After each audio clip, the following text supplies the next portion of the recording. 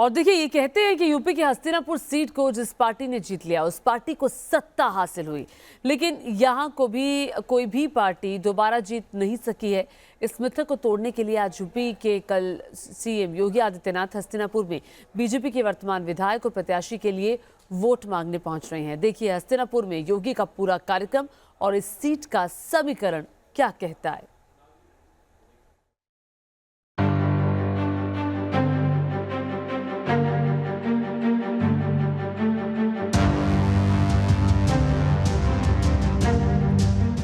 जिस पार्टी ने हस्तिनापुर जीत ली उसने यूपी जीत ली। जी हाँ, कहा जाता है कि यूपी में सत्ता का रास्ता हस्तिनापुर से होकर गुजरता है और इतिहास गवाह है कि 1977 से लेकर अब तक कोई भी पार्टी यहाँ दोबारा जीत नहीं दर्ज कर पाई है। ऐसे में आज यूपी के ऐतिहासिक शहर हस्तिनापुर में सीएम योगी इतिहास दोहराने के लिए बीजेपी प्रत्याशी के प्रचार में उतरेंगे।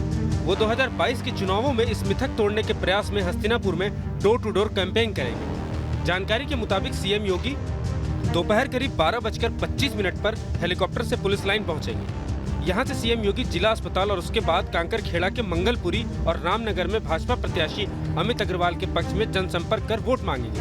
दोपहर करीब 1 से 1:30 बजे योगी आदित्यनाथ हेलीकॉप्टर से ही हस्तिनापुर के जम्बूद्वीप स्थल पर उतरेंगे, जहाँ से वे नजदीक में बनाई गई अयोध्यापुरी मंडप में एक सभा को संबोधित करेंगे। मेरठ विधानसभा के अंदर पड़ने वाला हस्तिनापुर सीट इस बार हॉट सीट बना हुआ है, जिसमें इस बार ग्लैमर का भी तड़का लगा है, क्योंकि कांग्रेस ने हस्तिनापुर से बॉलीवुड एक्ट्रेस और मॉडल अर्चना गौतम को अपना उम्मीदवार बनाया है, तो बीजेपी ने यहां के विधायक दिनेश खटीक पर फिर से अपना भरोसा जताया है, जबकि सपा और आरएलडी गठबंधन ने योगेश शर्मा को उतारा है और बीएसपी ने संजीव जाटव को टिकट दिया है।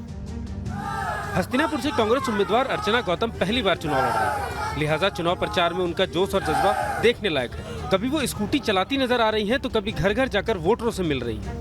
अर्चना को यूपी की जातीय समीकरण की भी समझ है, तो वो अंबेडकर की तस्वीर पर फूल माला चढ़ाती हैं, तो कभी हर हर महादेव के नारे के साथ भोले शंकर से भी जीत का आशीर्वाद मांगती हैं।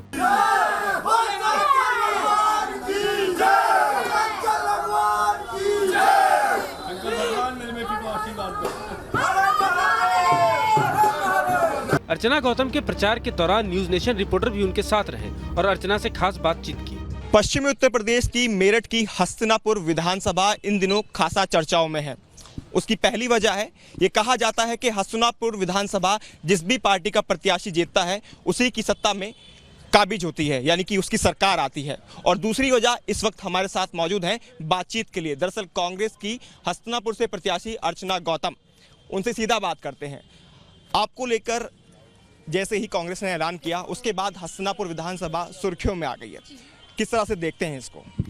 देखिए, जिस तरह से हस्तिनापुर का अभी तक विकास नहीं हो पाया है और ये एक प्राचीन धरती मानी जाती है, यहाँ तक कि बस अड्डा तक नहीं है, यहाँ पे एक रेलवे स्टेशन भी नहीं है यहाँ पे। तो मैं यही बोलना चाहती हूँ कि देखिए, सबसे ज़्यादा इजी है एक शहर का विकास करना साधन, वो साधन ही मजबूत नहीं है तो विकास होना इम्पॉसिबल है। और यहाँ के जो नेता रहे हैं पहले, वो लोगों को एक गलत आश्वासन देते हैं कि यहाँ पे द्रौपदी जी का श्राप है और यहाँ पर नारी का सम्मान नहीं हुआ तो यहाँ का विकास नहीं हो पा सकता। तो ये एक सोच है जो मतलब एक गलत सोच है जो लोगों में फैलाई जा रही है, ऐसा कुछ नहीं है। जाहिर है कि अर्चना गौतम जैसी स्टार ने जो टिकट मिलने के बाद से ही लगातार सुर्खियों में है, बीजेपी की नींद उड़ा रखी होगी। ऐसे में पार्टी इस सीट को दोबारा हासिल करने के लिए कोई कोर कसर छोड़ना नहीं चाहती है। इसलिए पार्टी ने अपने स्टार प्रचारक योगी आदित्यनाथ का हस्तिनापुर में चुनावी कार्यक्रम अचानक तय किया है। अब एक नजर हस्तिनापुर सीट के जातीय समीकरण पर भी डालते हैं। हस्तिनापुर विधानसभा सीट पर मुस्लिम, दलित और गुर्जर वोट निर्णायक होते हैं। यहाँ 34 लाख मतदाता हैं, जिसमें 1,87,884 पुरुष हैं, जबकि 1,54,407 महिला हैं और अन्य 23 हैं। हस्तिनापुर सीट पर मुस्लिम वोटरों की संख्या 1 लाख है, दलित 63,000, गुर्जर 56,000, जाट 26,000, सिख 13,000 और यादव वोटरों की संख्या 10,000 है। हस्तिनापुर ऐसा इलाका है जो आज भी विकास से वंचित है। यहाँ के बारे में एक और मिथक है, जैसा कि यहाँ के लोगों का कहना है कि द्रौपदी के श्राप की वजह से ये इलाका कभी विकास नहीं कर सका। अब देखते हैं इस बार विकास के दम पर वोट मांगने वाले प्रत्याशियों में से जनता किस पर अपना भरोसा जताती है। हस्तिनापुर से हिमांशु के साथ टीम न्यूज नेशन।